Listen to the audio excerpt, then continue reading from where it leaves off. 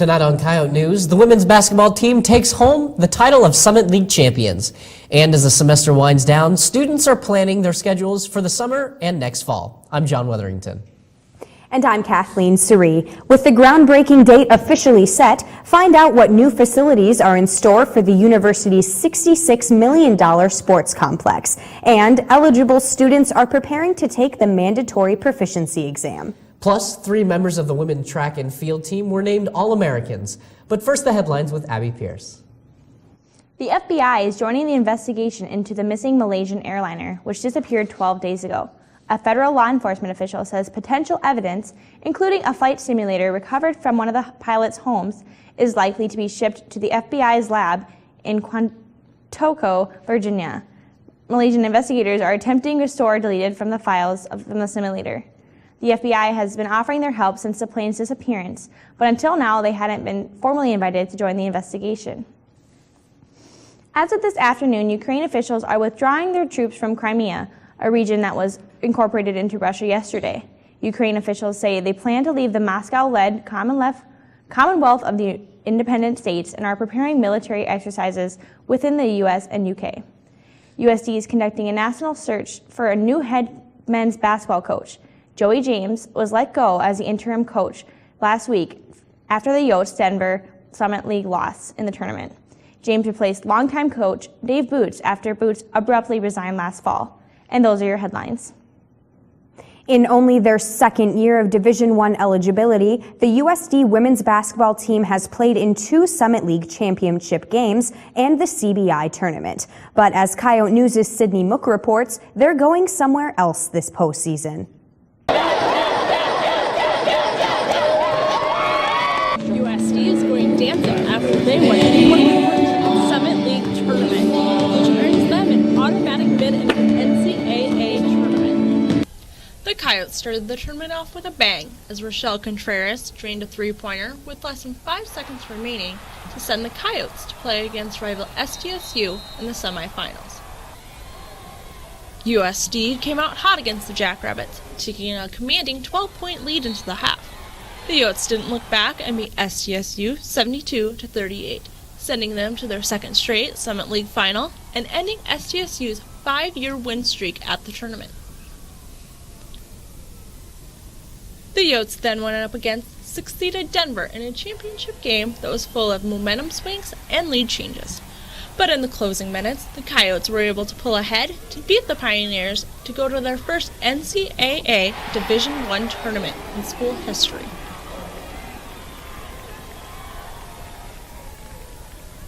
Senior Polly Harrington was named the 2014 Summit League Tournament MVP and was also a member of the All-Tournament team, along with junior Cole Seacamp.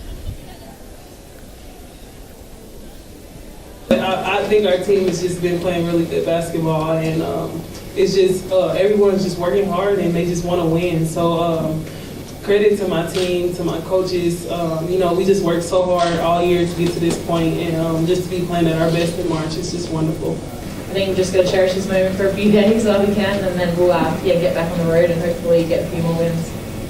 For Coyote News, I'm Sydney Mook. On Monday, Coyote players and fans found out that USD is the 15th seed in the tournament, taking on second-seeded Stanford. The Yotes play Saturday at 5:30 in Ames. Coyote News' Taylor Moore is live in the muck with Summit League tourney's MVP, USD women's basketball player Polly Harrington. Taylor?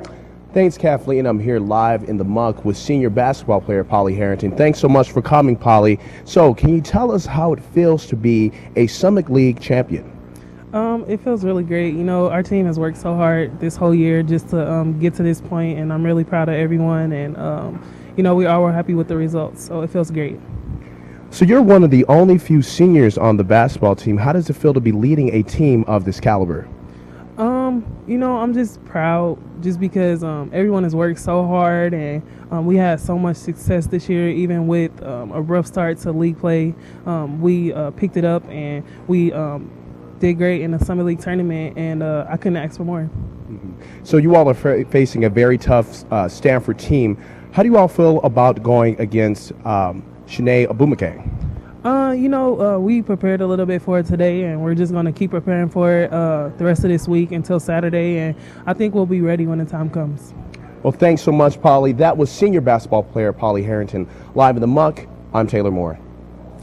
Coming up after the break, eligible USD students are studying for the proficiency exam this week, and USD Idol contestants performed in the most recent competition. Stay with us.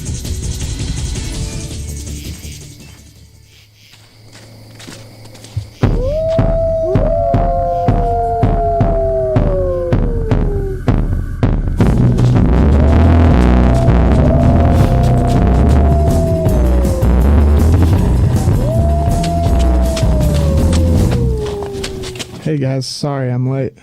If you came in late, you can watch anything you missed on our YouTube channel.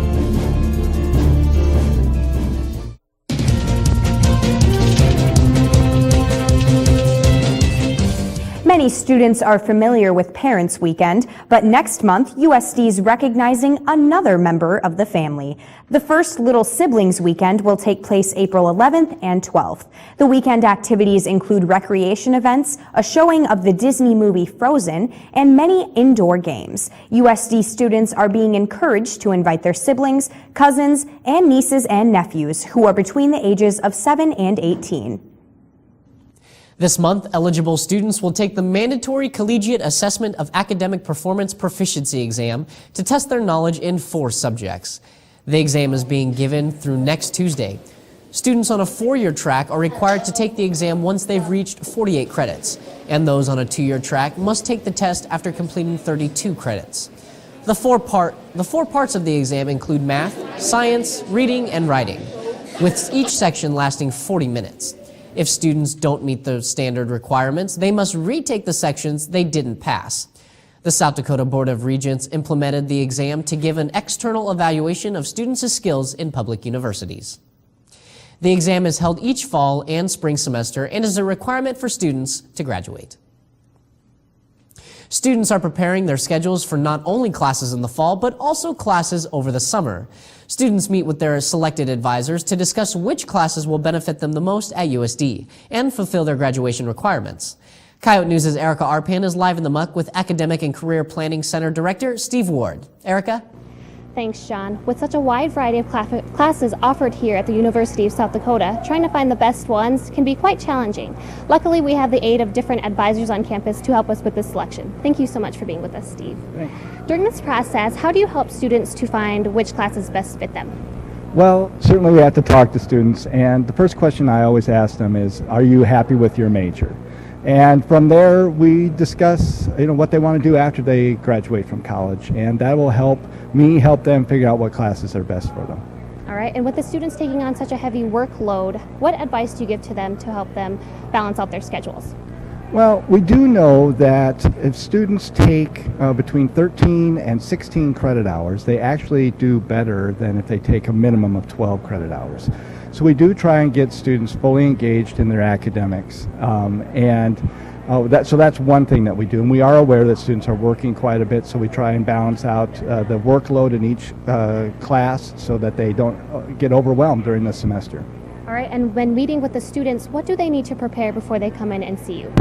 Well, certainly they should look at the catalog online at catalog.usd.edu and at the Academic and Career Planning Center site on the portal to make sure that they understand the requirements for their major in the general education. And then we're going to help them figure it out from there. All right, thank you so much. That was Steve Ward, Director of the Academic and Career Planning Center. Live in the Muck, I'm Erica Arpan. Thanks, Erica. Top hits from artists like Lorde, Imagine Dragons, and the Black Crowes are taking over Alf's Auditorium this month. USD students are stepping onto the stage in search of cash prizes and a standing ovation. The Campus Activities Board is hosting the first ever USD Idol competition. 10 students began the singing event March 4th, and 7 made it to the second round beginning tonight. The students know that we're putting these events on for them so they can have a good time here at USD, and that they have more things to get involved in and to do. It's up to the audience to cast their vote on CAB's social media sites for a contestant to make it to the next round of the free public event. Honestly, right now I'm feeling really nervous. I'm kind of like freaking out a little bit, but I know I'm going to be a little nervous when I get up here, but after I start, I'll probably relax and calm down, and then after I'm done, I'm probably going to collapse off stage. The USD Idol finale on March 26th will feature 3 students competing for cash prizes and a special dance act by the Body Poets. On this week's Coyote blog, Charlie Daldorf shares his thoughts on the mysterious disappearance of Malaysia Airlines Flight 370. Hello everybody. Welcome back after a relaxing spring break. I, on the other hand, barely survived a band of broadswordsmen riding flaming buffaloes just a few minutes ago. Why they were chasing after me is for me to know and for you guys to never find out. Which brings me to today's topic, Flight 370. I know who did it. It was Bane. Dun dun dun! That's right, Bane, the mask-wearing supervillain, hijacked the plane because there was a special somebody he needed to kidnap for his evil deeds. We'll never find the plane because he's using electronic countermeasures to deflect radar detection. As we speak, he's planning to take over a major city to show the world his power. And how do I know all this? Ninjas. They're very good at what they do. My ninjas are trying to scrounge up more info, but that's all I know for now. Everybody should hide your kids, hide your wife, and hide your husbands because the situation is going to get nasty before you know it. And Bane was such a good student of mine too. I'm going to have to teach my apprentice a lesson. For Coyote Blog, I'm Charlie Daldorf, and I'll see you guys next time.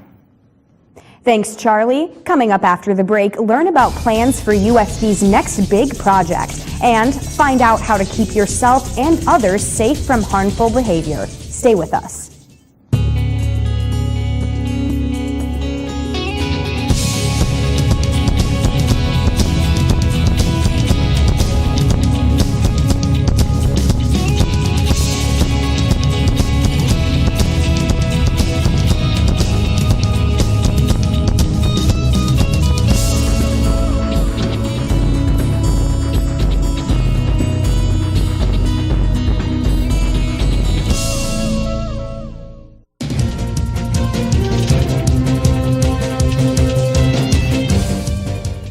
Campus Activities Board has released the name of their big concert coming to USD.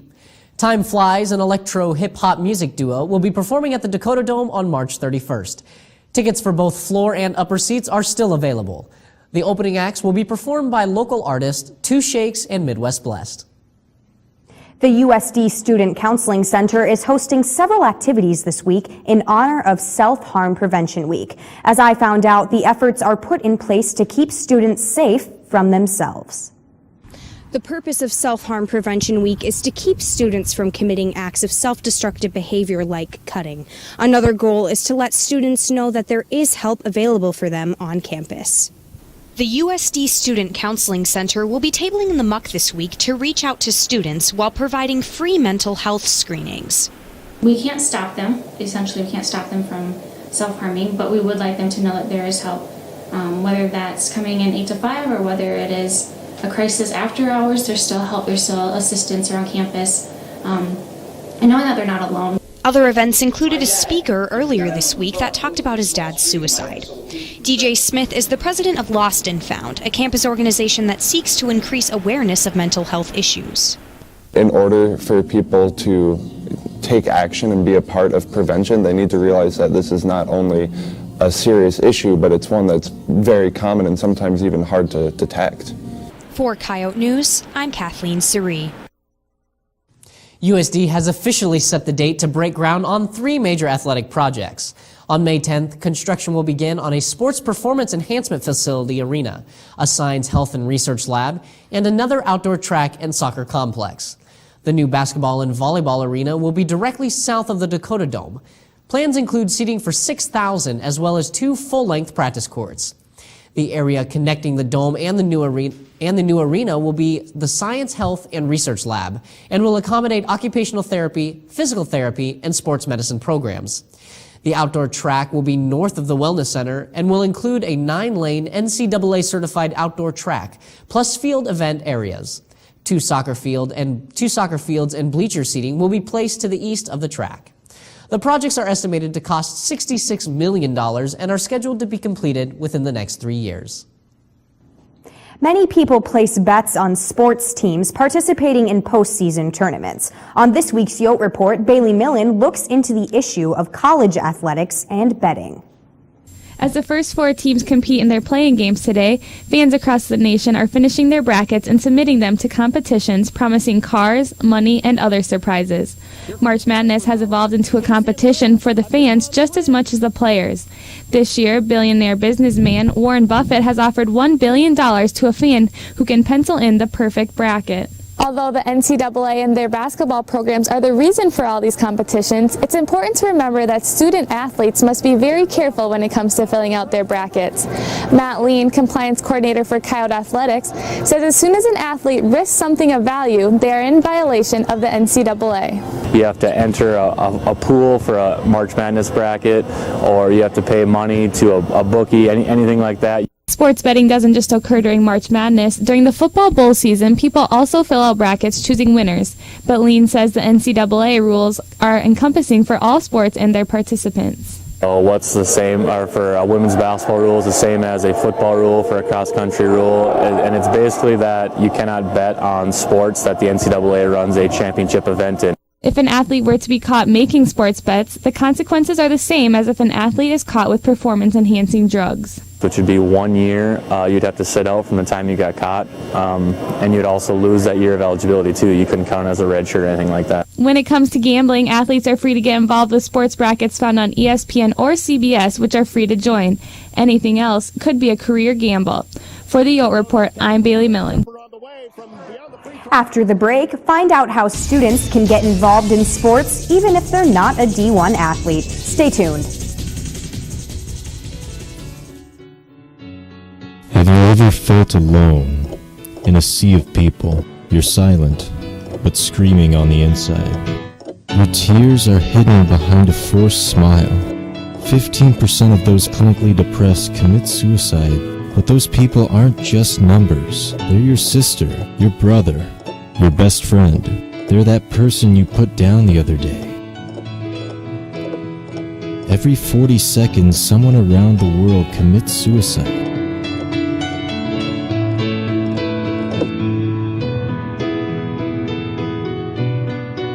Make the lost the found.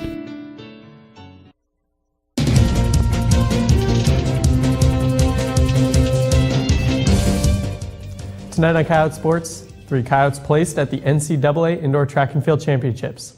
And although the women are still in the running, the men's basketball season came to an end at the Summit League tournament. I'm Nathan Ellenbecker. And I'm Nicole Griffith. The softball and tennis teams brought back some wins over spring break. Plus, sports commentator Courtney Sterritt gets the Coyotes excited for this weekend. First, the headlines. Abby? The University of Florida has received the top overall seed in the men's NCAA postseason tournament. They are expected to get the top spot, but many other ranking choices are being questioned. Louisville, defending national champion, was seeded 4th, while Virginia received a number 1 seed. Warren Buffett, along with Quicken Loans, is offering $1 billion to the person that can fill out the perfect NCAA tournament bracket. The winner would receive $25 million a year for 40 years, or be awarded a $500 million check right away. But after doing the calculations, Buffett is betting that there won't be a winner. The chances are 1 in 9.2 quintillion. Arian Foster tweeted that he's been cleared to play the next season. The Texans running back had a season-ending injury last November, which required surgery. Foster has been ready to go since last month when he posted a video of himself doing a backflip on Facebook and Instagram. And those are your headlines. 3 members of the USD track and field team were named All-Americans after placing high at the NCAA Indoor Championships. Emily Grove led the way with a second-place finish in the pole vault, while Bethany Fursick placed 4th in the event and Megan Gleiser placed 4th in the high jump. The USD women's team tied for 10th place at the meet. South Dakota will start the outdoor track and field season on Friday. The season is over for the USD men's basketball team after losing to Denver 71-55 in the opening round for the Summit League tournament. USD started the game strong and took a 13-12 lead, but Denver came back to take a 6-point halftime lead, and the Yotes never recovered, only scoring 23 points in the final 20 minutes. USD will lose 3 seniors, Trevor Gruss, Kareem Rawson, and Steve Tecker. USD finished the season 6-8 in the conference and 12-18 overall. The USD tennis team went 4-7 during their spring break trip to Orlando. USD defeated Siena, Florida A&M, Southern Indiana, and Upper Iowa. The team was led by freshman Yulia Sidenko, who was undefeated for the week and was named Summit League Athlete of the Week. She improves to 9-4 in singles and 7-6 in doubles. USD travels to Wisconsin next weekend to play 3 more matches. The USD softball team went 7-3 at the Rebel Spring Games in Winter Haven, Florida over spring break. USD saw their win streak reach 6 games before suffering losses to Albany and Creighton. Center fielder Katie Dinning was named Summit League Athlete of the Week after hitting 20 hits, 14 RBIs, and scoring 9 runs throughout the tournament. USD improves to 17-10 overall and starts conference action this week when they play at Omaha. The Dome isn't the only place on campus you can find athletes. Coyote News' Courtney Sterrett has the details on how to get involved in sports outside of D1 athletics. The Campus Wellness Center isn't only good for exercise classes and pumping iron, but it has a unique program bringing in all types of students. Intramural sports. Intramural sports is open to everybody, and not only do students grab their friends to create a team, but student organizations get together as well. Intramural sports supervisor Maddie Warder agrees it benefits the Wellness Center. Brings a really different group of people. You know, you have your student athletes and then you have your students, so it's nice to be able to get everybody incorporated into something like this. This year, basketball is the most popular sport with over 70 teams registered this semester, but newer activities are gaining popularity. Oh, we're actually just starting our volleyball program. We're going to try and get a league started up next year. Even though volleyball and basketball are the most favorable activities, the same leagues don't go year-round. The sports change from season to season, but there's always something to play. Being a college athlete isn't for everybody, and Intramurals has senior Brent Walker hanging out with his classmates while keeping his athletic drive. Favorite part is just to be out with your friends and have the competitive spirit again. I mean, I miss that a lot from high school. Depending on the sport, it costs a small fee to play. The money goes straight to the Wellness Center, which helps with sporting equipment. Students can visit the USD website for more information on how to get involved in intramural sports. For Coyote News, I'm Courtney Sterrett. The Wellness Center Bulletin Board also posts schedules for the sports going on at that time. As we reported earlier, the Coyotes are playing in postseason action. Sports commentator Courtney Sterrett says clear your schedule and bring your Yote pride to Ames this weekend to support the women's basketball team. Grab your fellow Yotes and get in the car because we're going dancing. The USD women's basketball team has the Summit League championship under their belts and is ready to dominate in the big show, the NCAA women's basketball tournament. The first round competitor is Stanford University and the location, Ames, Iowa. That's only 3.5 hours away, the perfect amount of driving for a road trip. We can't just let the women's basketball team fend off the enemy crowd on their own. Bring your red and your Coyotes spirit to stand behind them and cheer them on to the second round.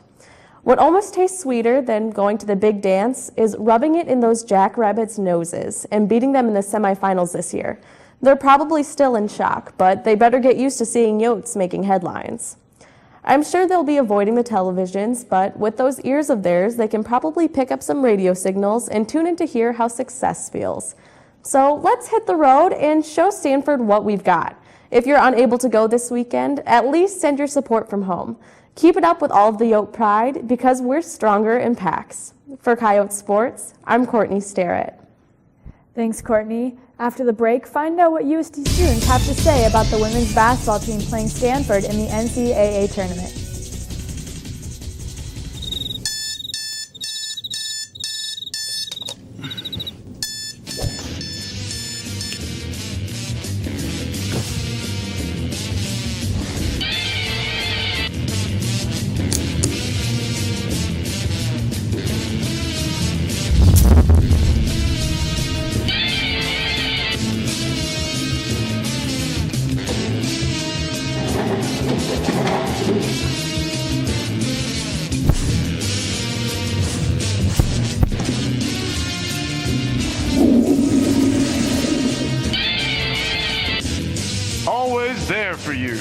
Coyote News, Wednesday, live at 5.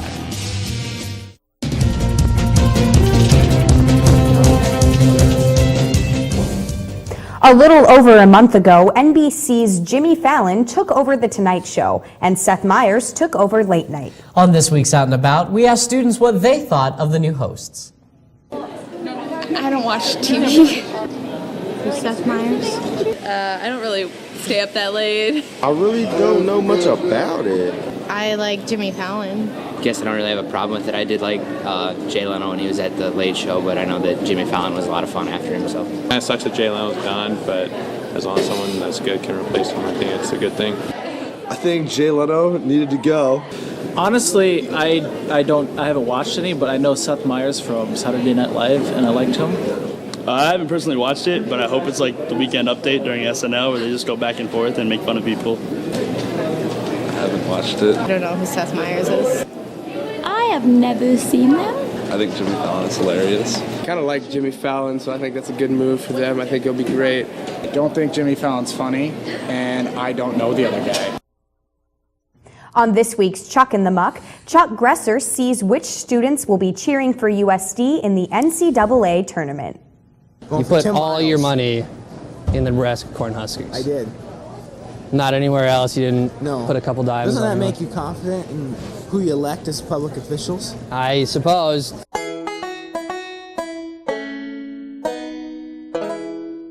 Are you going to watch the game at least? Probably not.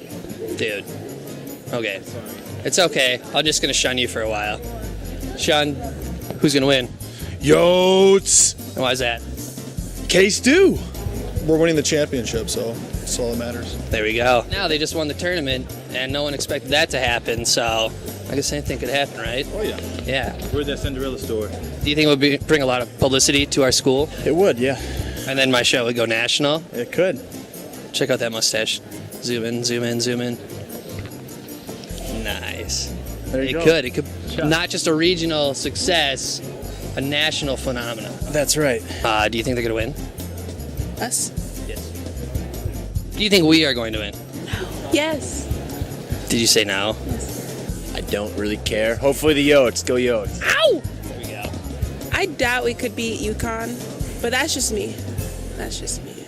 They're winning it all this year. I got faith. Hey, there you go. Thank you. The reason I go to USD, all the ladies. Answer any questions?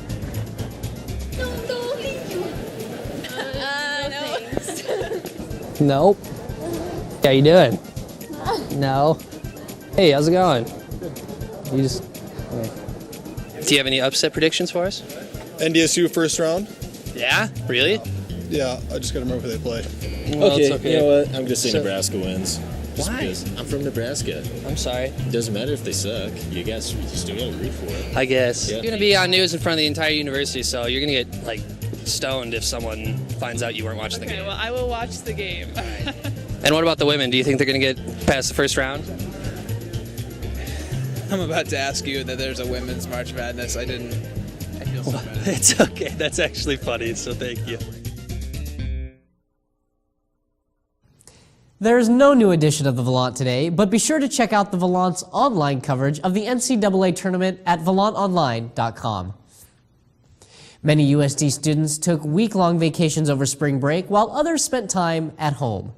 We all know that the USD women's basketball team was winning games over spring break, but they weren't the only ones having fun at the Summit League tournament. Coyote fans cheered during their spring break vacations from sunny Cancun to the ski slopes. Students also participated in volunteer trips around the nation, while others just went home to relax for a week. That's all for Coyote News. Don't forget to like us on Facebook and follow us on Twitter. And remember to cheer on the Coyotes as they play their first ever NCAA Division I appearance. The game is Saturday in Ames as they take on Stanford University. Have a great night. We'll see you next time.